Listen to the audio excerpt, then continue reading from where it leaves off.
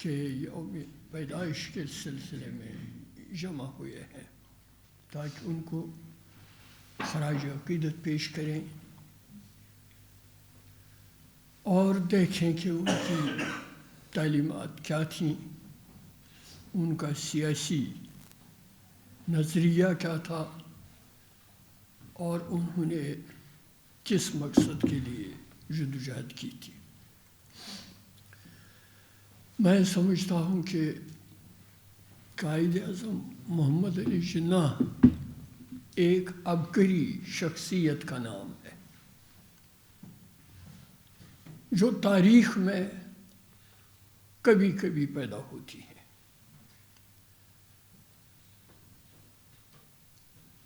اس لیے ان کی زندگی پر اور جدوجہد پر بات کرنا کوئی معمولی بات نہیں ہے،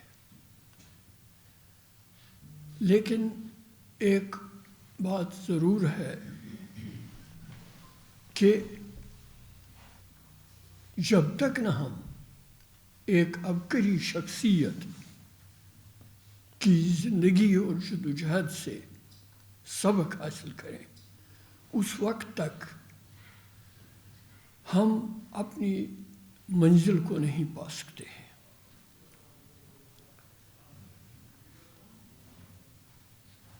قائد اعظم قیادت کا ایک جوہر تھے اور سیاست کے رازدار تھے۔ انہوں نے طویل پولیٹیکل لائف گزاری۔ ان کے اپنے الفاظ میں، بلکہ فاطمہ جناح نے بھی کہا ہے کہ قائد اعظم 40 سال تک 14 گھنٹے روزانہ کام کرتے رہے، اور یہ کوئی معمولی کام نہیں تھا۔ یقیناً ان کی صحت کافی متاثر ہوئی اور آخری زمانے میں سب سے زیادہ بوجھ ان پر پڑا۔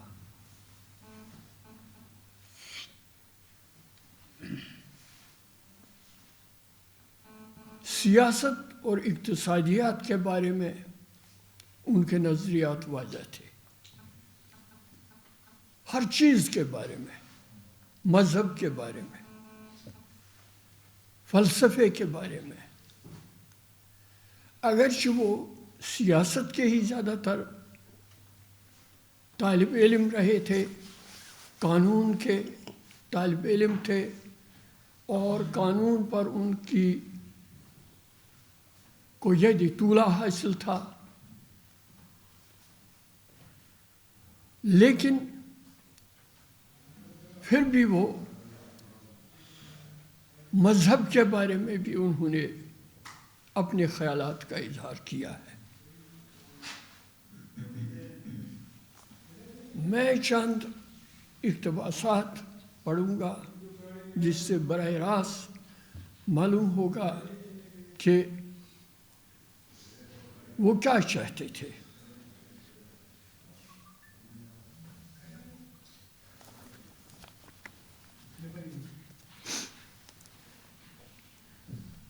مارچ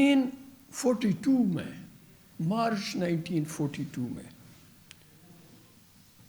انہوں نے فرمایا I can say without fear of contradiction that the Muslim League stands more firmly for the freedom and independence of this country than any other party. He told a crowd of about 50,000 people at Delhi.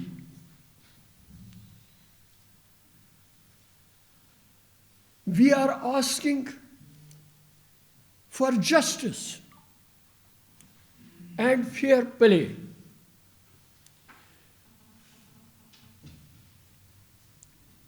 We have no designs upon our sister communities. We want to live in this land as a free and independent nation. We are not a minority, but a nation. اس وقت ہندوستان میں صرف 10 کروڑ مسلمان تھے، آبادی تھی، لیکن انہوں نے کہا no, we are not a minority, we are a nation. اس کے بعد اس کے ساتھ ہی چونکہ ہندوستان میں جوائنٹ سسٹم آف الیکٹوریٹ تھا، لیکن بعد میں جداگانہ انتخابات کی بنیاد ڈالی گئی، اور جداگانہ انتخابات کے ذریعے سے پاکستان کے لیے راستہ ہموار ہو گیا.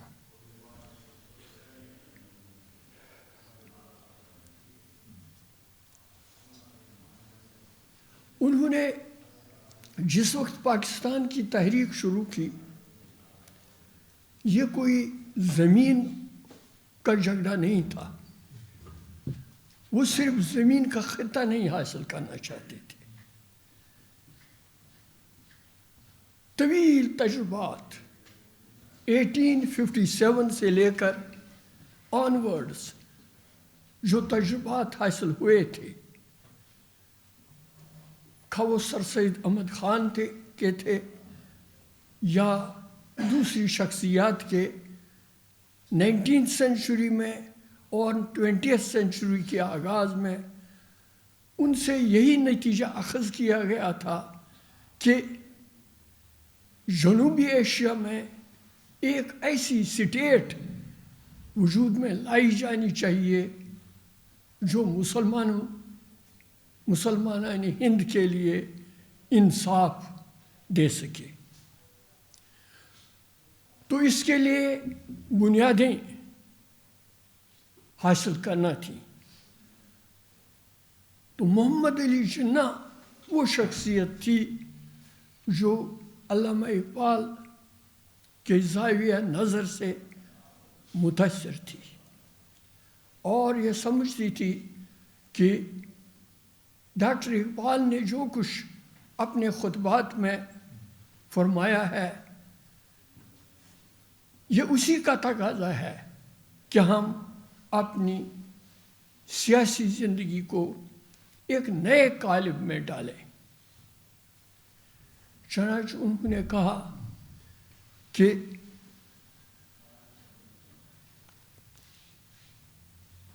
ہمارے جو ہندو بھائی ہیں، آخر ہمارے ہندو بھائی اسلام اور ہندوازم، ہندو مت کی حقیقت سمجھنے سے کیوں گریز کرتے ہیں، جبکہ یہ دونوں مختلف معاشرتی نظام ہیں جن کی بنیاد دو متضاد تصورات پر قائم ہے.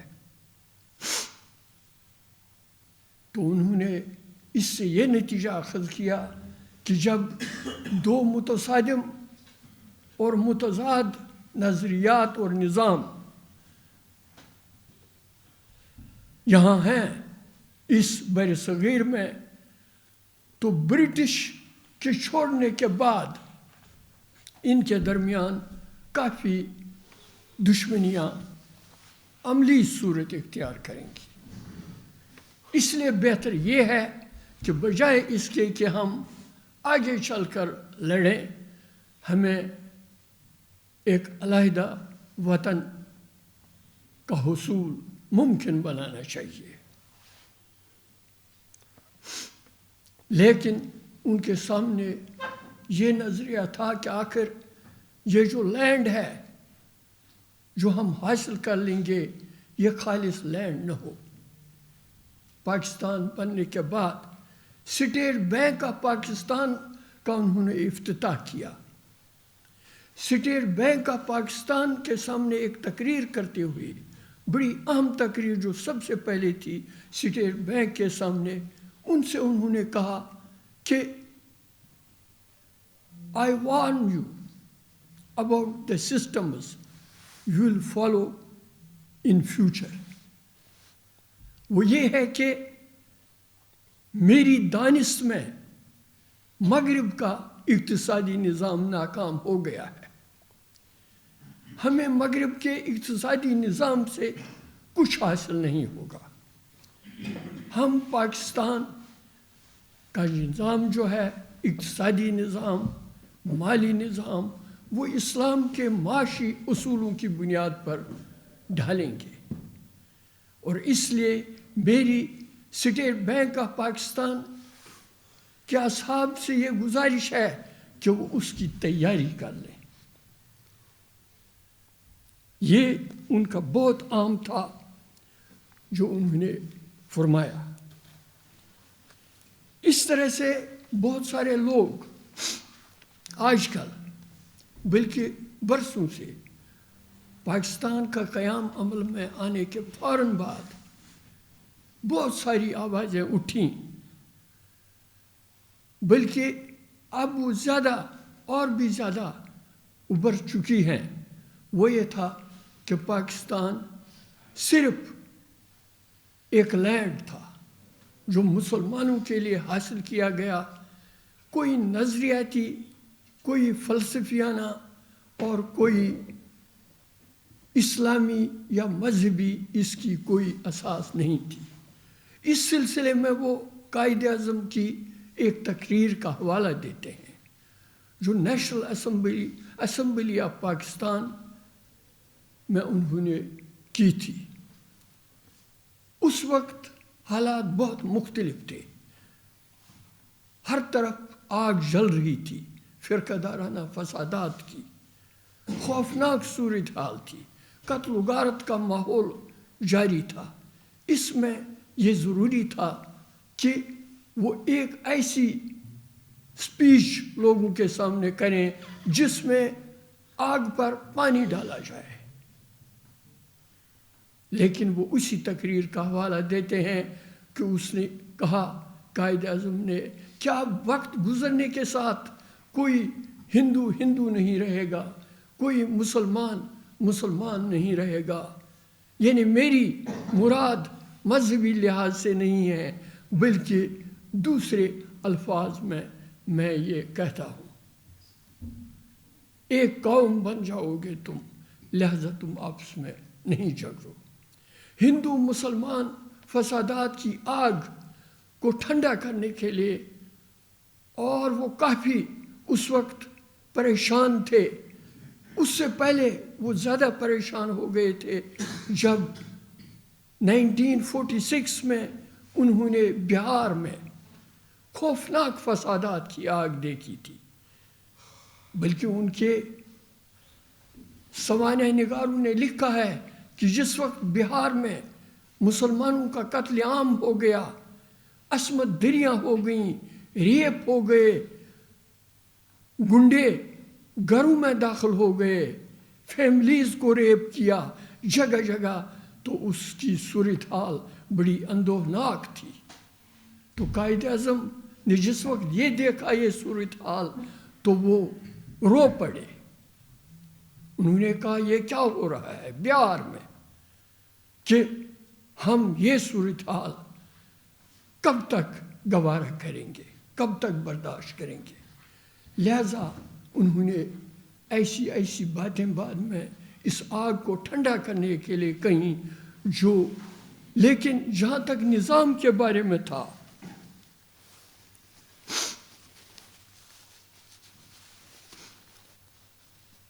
انہوں نے مختلف یونیورسٹیز سے خطاب کیا پاکستان کے قیام سے پہلے 1946 اور 47 میں، بلکہ اس سے بھی پہلے انہیں کئی یونیورسٹیز میں خطاب کرنے کا موقع ملا اسٹوڈنٹ سے. مثلا انہوں نے عثمانیہ یونیورسٹی حیدرآباد دکن کے طلباء سے خطاب کیا، انہوں نے دہلی میں خطاب کیا، انہوں نے علی گڑھ میں خطاب کیا. پاکستان بننے کے بعد انہوں نے ڈھاکہ، کراچی، لاہور، ہر جگہ خطابات کیے. ہاں انہوں نے یہ کہا جو میں آپ سے ان کے سیرت نگاروں نے یہ لکھا ہے، ان کے نام سے بہت عام ہے.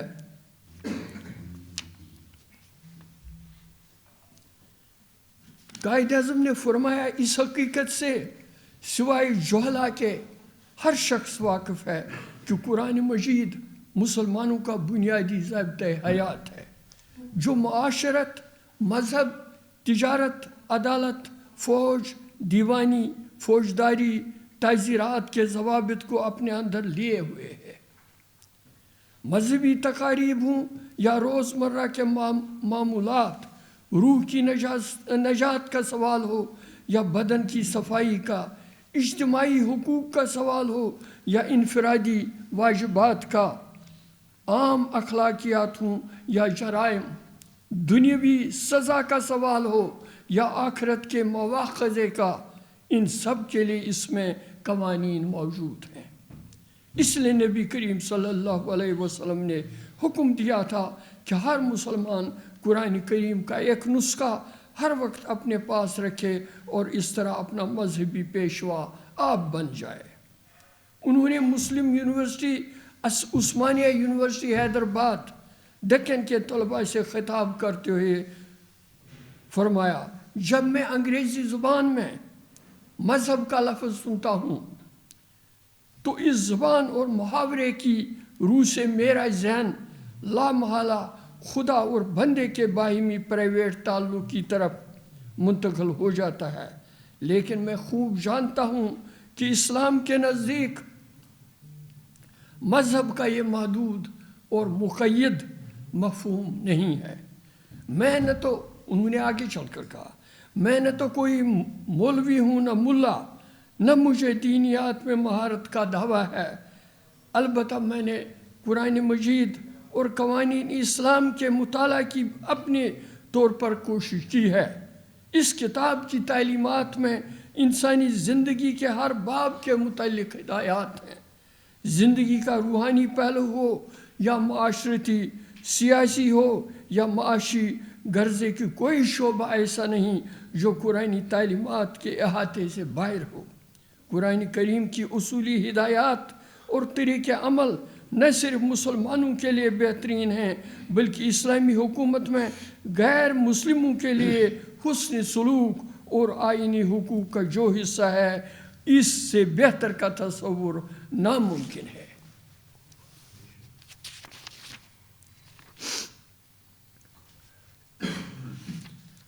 تو یہ چند ایک یعنی مشت نمونہ از خروارے ہیں، ورنہ طویل ترین ان کی تقاریر ہیں، بہت ساری ہیں جس میں انہوں نے اسلام کے بارے میں اظہار خیال فرمایا ہے.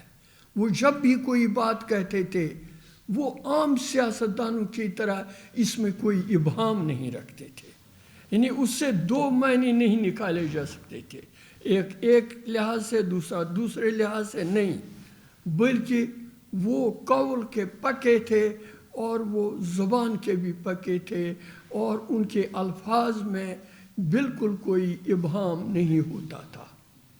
اس طرح سے ان کی تمام تقاریر جو ہمیں ملتی ہیں مختلف کتابوں میں، اخبارات میں، تو ہمیں یہی سمجھ میں آتا تھا کہ ان کی ذہن میں کوئی ابہام نہیں تھا کہ جس وقت انہوں نے ایک سفر شروع کیا، ایک سفر تھا ایز ہندو مسلم ایمبیسڈر،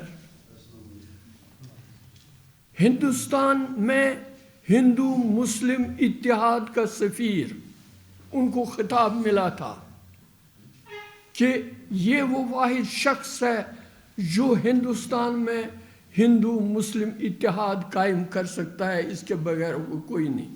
لہذا مسز سروجنی نائیڈو نے انہیں ہندو مسلم اتحاد کا سفیر قرار دیا تھا۔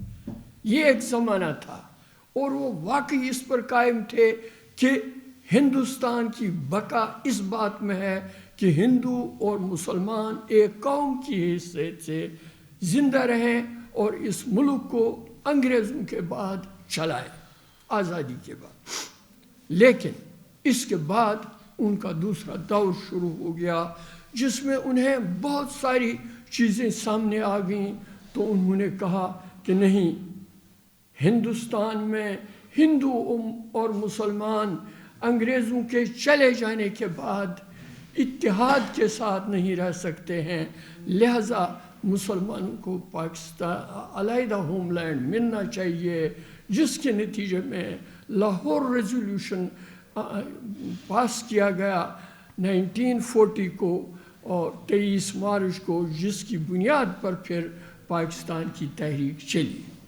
اس طرح سے ان کی جو تمام تر توجہ تھی وہ ابتدا سے مسلمانوں کے علیحدہ حقوق کی طرف تھی، مسلمانوں کے فیوچر کی طرف تھے، ہندوستان کے مسلمانوں کی طرف وہ دیکھتے تھے۔ اب اس کے بعد سوال پیدا ہوتا ہے کہ ریاستوں کے بارے میں ان کا کیا خیال تھا؟ چونکہ برٹش انڈیا میں ہی ان کی ساری زندگی گزری، برٹش انڈیا یعنی براہ راست جو ہندوستان برطانیہ کے ماتحت تھا، اسی کے تحت ان کی زیادہ توجہ تھی، اور ریاستوں کی طرف ان کی زیادہ توجہ نہیں تھی۔ پرنسلی سٹیٹس، شاہی ریاستیں، جن میں حیدرآباد ہے، جوناگڑھ ہے، جموں کشمیر ہے، اسی طرح بہت ساری سینکڑوں ریاستیں ہیں جن کو ہم پرنسلی سٹیٹس کہتے ہیں۔ لیکن جس وقت یہ سوال پیدا ہوا کہ آخر پرنسلی سٹیٹس کیا ہے، تو اس پر بھی انہوں نے اپنا نقطۂ نگاہ پیش کیا۔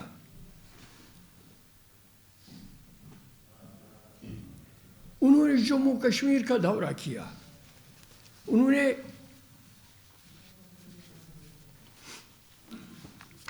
کئی شاید 2 دورے انہوں نے کیے ہیں، لیکن 1945 میں انہیں دعوت دی گئی، اور جس وقت وہ سری نگر پہنچ گئے اس دعوت کے نتیجے میں، تو ان کا زبردست استقبال کیا گیا۔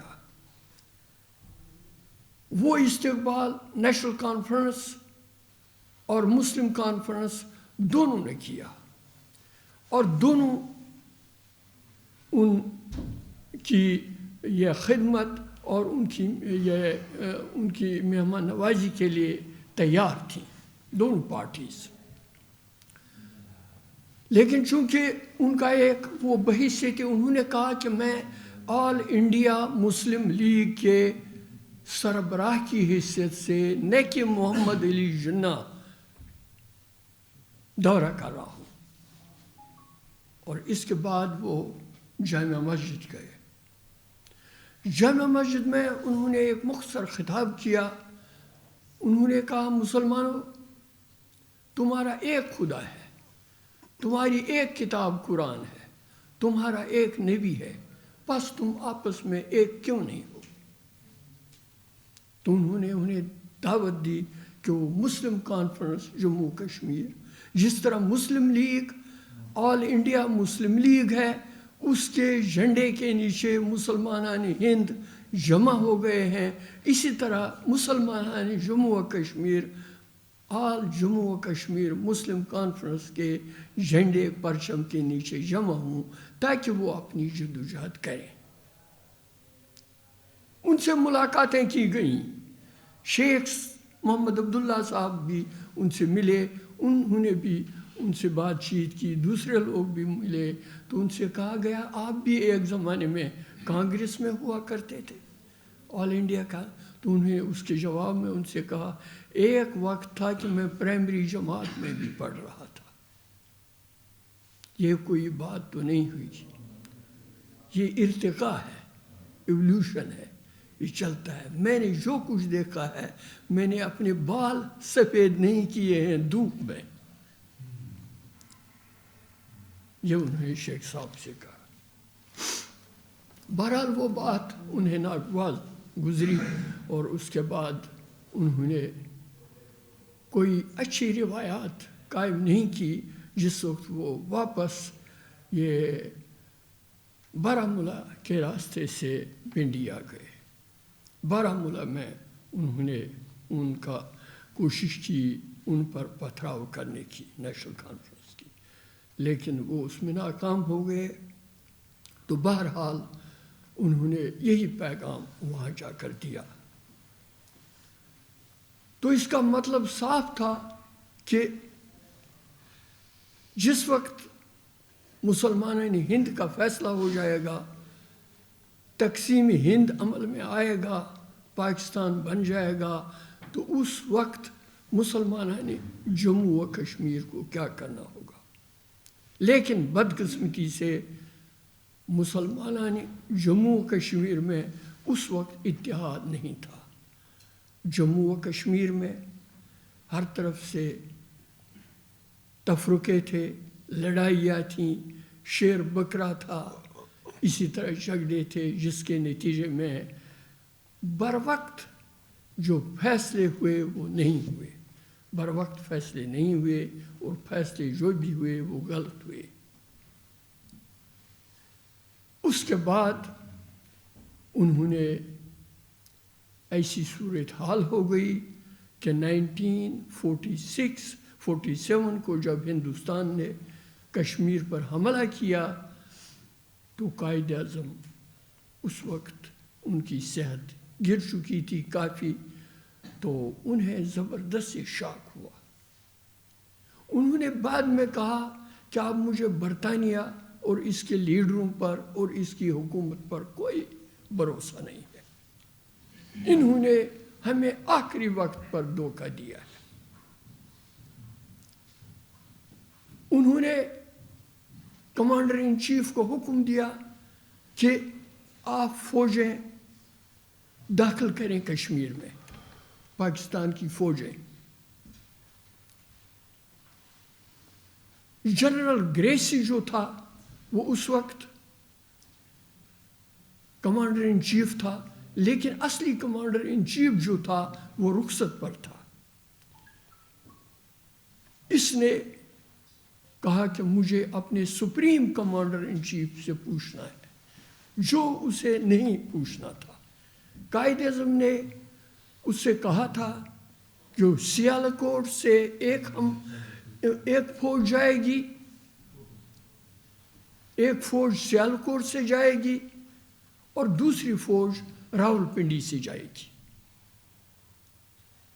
لیکن اس نے نہیں مانا، جس کے نتیجے میں ہندوستان جموں و کشمیر پر قابض ہو گیا.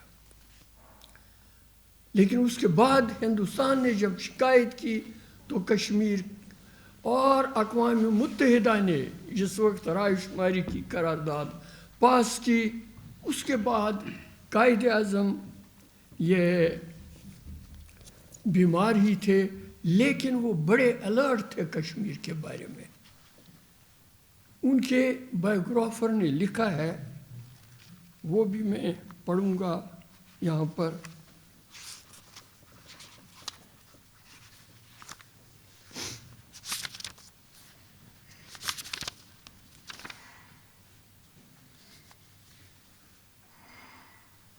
یہ ان کے انگریز بایوگرافر نے لکھا ہے. The Kashmir Commission had an appointment with me today. Kashmir commission آیا تھا، اس کو ملنا تھا، تو انہوں نے بیماری کی حالت میں ڈاکٹر ان کا ملاحظہ کر رہا تھا اور انہیں شدید قسم کا فیور تھا. کہتے ہیں کہ 100 ڈگری تھا فیور اس وقت، لیکن he was مٹرنگ.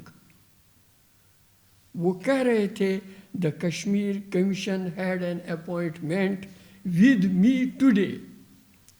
Why have not they turned up? Where are they? یہ ان کے کشمیر پر آخری الفاظ تھے.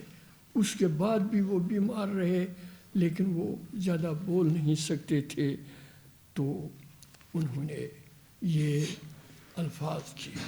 اس سے صاف ظاہر ہو رہا ہے کہ کشمیر کے بارے میں، جموں و کشمیر کی پرنسلی اسٹیٹ کے بارے میں قائد اعظم محمد علی جناح فاؤنڈر آف پاکستان کے کیا تصورات اور خیالات تھے. البتہ وہ اس بات سے انکار نہیں کرتے تھے کہ ہندوستان کے جملہ مسائل کا حل جو ہے، کا فیوچر ہے، کا آج ہے، وہ یہ ہے کہ اس ملک کی اقوام کو حق خود ارادیت دیا جائے، نہ صرف مسلمانوں کو بلکہ دوسرے طبقوں کو بھی. انہوں نے سکھوں سے بھی کہا تھا کہ آئیے آپ ہمیں سپورٹ کیجیے پاکستان کے لیے تو ہم آپ کو سپورٹ کر لیں گے سکھ ہوم لینڈ کے لیے. اور جب سکھ ہوم لینڈ اگر آپ ہمارے ساتھ رہنا چاہیں تو ٹھیک، نہیں رہنا چاہیں تو ہم آپ کو مکمل فیسلٹیز دیں گے، ہم کوئی رکاوٹ نہیں کریں گے.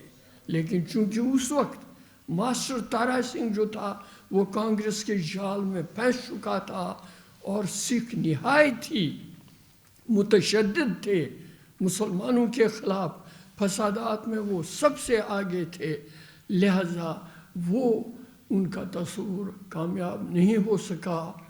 لیکن وہ یہی چاہتے تھے کہ سکھوں کو بھی حق خود ارادیت ملنا چاہیے، مسلمانوں کو بھی حق خود ارادیت ملنا چاہیے، سبوں کو حق خود ارادیت جن جن قوموں کو حاصل کرنا ہے.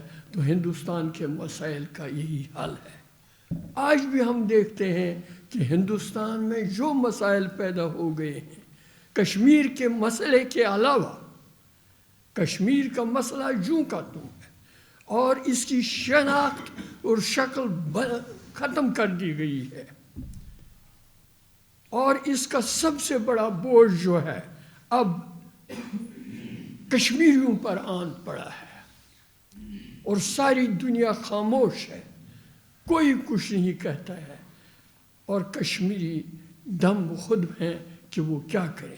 یہ اس وجہ سے ہوا ہے کہ بانی پاکستان کے جو ابتدائی نقطۂ نگاہ تھا اس کو آگے نہیں چلایا گیا، اور بہت سارے سیاستدانوں نے، بہت سارے فوجی جنرلوں نے کشمیر کے بارے میں یہی رائے ظاہر کی ہے کہ جو قائد اعظم نے حل اس وقت بتایا تھا وہی حل ہر وقت اس کا ہے، یعنی اس کے بغیر اور کوئی حل نہیں ہو سکتا ہے.